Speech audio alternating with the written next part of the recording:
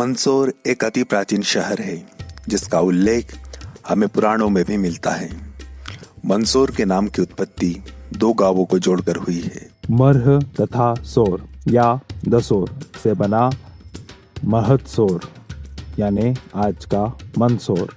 इसका प्राचीन नाम दशापुरा भी था, जिसका अर्थ 10 पुरियों का नगर।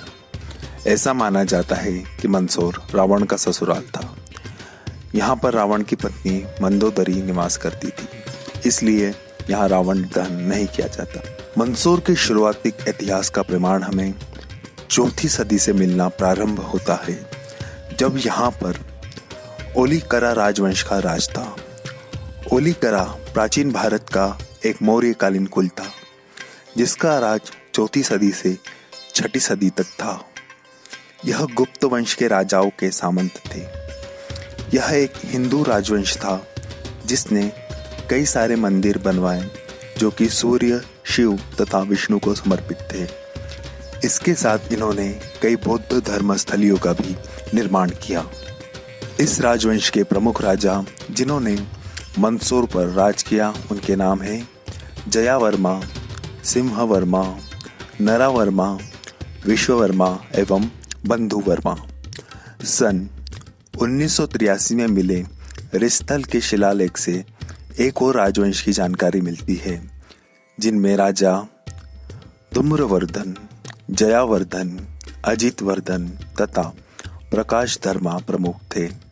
इसी कुल के महान प्रतापी राजा सम्राट यशोधर्मा भी थे, जिन्होंने ऊणों के राजा मिहिरकुला को हराकर मालवा को मुक्त किया और यहीं से ओलीकरा राजवंश मालवा में समाप्त हो जाता है। इनके बाद कोई अन्य प्रतापी राजा ओलीकरा राजवंश में नहीं आता। राजा यशोधर्मा के विजय स्तंभ मंदसौर के पास सोटानी नामक गांव में आज भी मौजूद है।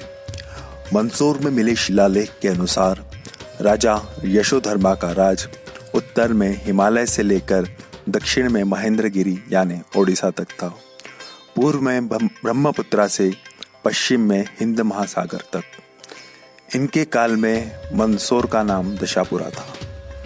इसके बाद दशापुरा या मालवा में गुर्जर प्रतिहार वंश का राज रहा, जिसके राजा नागभट्ट प्रतिहार ने मालवा तथा ग्वालियर को जीत लिया था। सन 738 में नागभट्ट ने अरबों के भारत में आक्रमण को रोका, जो कि सिंध में आकर बसे थे। इसी के साथ राजा नागभट्ट का इस्लामी खिलाफत को हराने का उल्लेख हमें ग्वालियर के शिलालेखों में भी मिलता है कि किस तरह राजा ने मलेच्छ अरबों की विशाल सेना, जिसमें ऊंट घोड़े थे, जिनमें सीरिया और दमिश्क के घुड़सवार थे और कुछ अरब थे तथा कुछ सिंध के लोकल हिंदू थे जो कि कन्वर्ट होकर मुसलमान बन चुके थे, और कुछ तुर्की लड़ाके भी थे। अरब इतिहासकार सुलेमान ने भी इसका उल्लेख किया है। बाद में मालवा में राष्ट्रकूटों और प्रतिहारों के बीच कई युद्ध होते रहे। अब बात करें मध्य युग की, तो इस काल में मंदसौर मेवाड़ और मालवा की सीमा पर स्थित था, जो कि काफी महत्वपूर्ण इलाका था।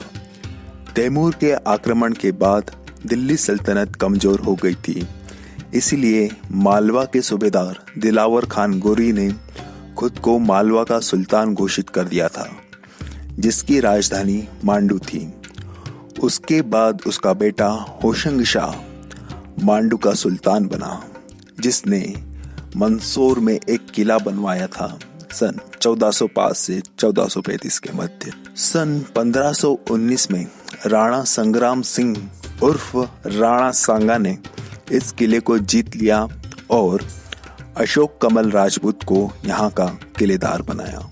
सन 1535 में हुमायूं भी इस किले में आकर रुका था। फिर शेर शाह सूरी ने सरदार खान को इस किले का किलेदार बनाया था। अकबर के समय मंदसौर को सरकार की हैसियत दी गई थी।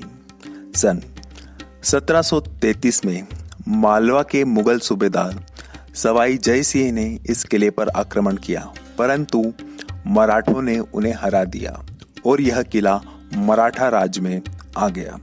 सन 1818 में तीसरे एंग्लो मराठा वॉर के बाद हुई संधि के बाद मंदसौर ब्रिटिश राज में आ गया। अंग्रेजों के समय मंदसौर ग्वालियर स्टेट का एक हिस्सा बन गया और उसी के बाद यह आज़ाद भारत का एक हिस्सा बना। अगर हम और प्राचीन इतिहास की बात करें तो मंदसौर का उल्लेख हमें कालिदास द्वारा लिखित मेघदूत में मिलता है। मेघदूत में कालिदास यह बताते हैं कि किस तरह यहाँ पे दशापुरा की जो स्त्रियां हैं उनकी आंखें कितनी मोहक है।